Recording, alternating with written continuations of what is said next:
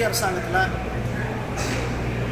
ஏழை எளிய விவசாயிகள் பயன்பெறணும் அப்படின்றதுக்காக விவசாயிகள் அந்த விளை பொருட்கள் உரம் வாங்குறதுக்காகவும் அல்லது விதைகள் வாங்குறதுக்காகவும் அவர்களுக்கு ஒரு சன்மான நிதியை மாண்புமிகு பிரதமர் திரு நரேந்திர மோடிஜி அவர்கள் வருஷத்துக்கு 6000 கோடி இந்த சன்மான நிதியை கொடுத்துருக்காங்க. விவசாயிகள் எங்கேயுமே அலைய தேவையில்லை. அவர்களுடைய அக்கௌண்ட்லேயே கிட்டத்தட்ட 41 லட்சம் விவசாயிகளுக்கு அவர்களுடைய அக்கௌண்ட்லேயே வருஷத்துக்கு 6000 ரூபா போடுற திட்டம் தான் இந்த திட்டம். அத்தனை விவசாயிகளுக்கும் இது பயனடைகிற திட்டம். அந்த திட்டத்தில்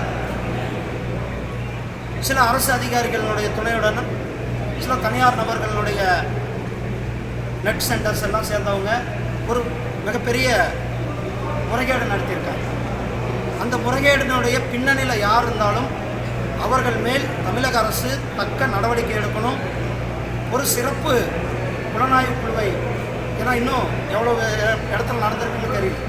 கிட்டத்தட்ட 13 மாவட்டங்களில் நடந்திருக்கு. கிட்டத்தட்ட 5 லட்சம் அக்கௌண்ட்ஸ் வந்திருக்கு. 100 கோடிக்கு மேலே அமௌண்ட் வந்து முறைகேடு நடந்திருக்கு. பின்பற்றுகிறார் என்று திமுக அவர்கள் நடத்துகின்ற அத்தனை பள்ளிகளிலுமே சிபிஎஸ்இ பள்ளிகளில் தமிழ் ஆங்கிலத்தை தவிர்த்து இன்னொரு மொழியும் கற்பிக்கப்படுகிறது.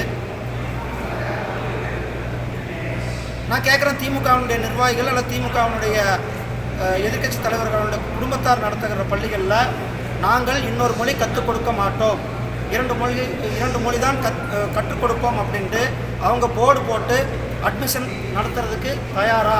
5 இடங்களுக்கு 75க்கும் மேற்பட்ட இடங்களில் பாரதிய ஜனதா கட்சி வெற்றி தோல்வியை தீர்மானிச்சு. பாரதிய ஜனதா கட்சி தனியாக நின்று 2016 எலெக்ஷனில் பாரதிய ஜனதா கட்சி தனியாக நின்று. அன்னைக்கு இருந்த சூழ்நிலை வேறு, இன்னைக்கு இருக்கிற சூழ்நிலை வேறு. மோடியினுடைய திட்டங்கள் தமிழகத்துக்கு அதிக அளவில் கொடுத்துருக்கோம். இளைஞர்களின் ஆதரவு அதிகமாக இருக்குது, மகளிரின் ஆதரவு அதிகமாக இருக்கிறது. அவங்களுடைய கட்சி நல்ல நிலையில் வளர்ந்து கொண்டிருக்கு. அந்த யூடியூப் சேனலை அதை நிர்வகித்த செந்தில் வாசன்றவர் திமுகவினுடைய ஐடி பிரிவில் வேலை செஞ்சாருன்னு சொல்கிறாங்க. ஆனால் அதை இன்னைக்கு வரலும் நாங்கள் சொல்லியிருக்கோம், விளக்குங்கன்ட்டு. எதிர்க்கட்சி தலைவர் திரு ஸ்டாலின் அவர்கள் விளக்கணும், பொதுமக்களுக்கு விளக்கணும். எங்களுக்கும் அந்த யூடியூப் சேனலுக்கும் எந்தவித தொடர்பும் இல்லை அப்படின்ட்டு விளக்கத்துக்கு தயாராக அவர் விளக்கலை.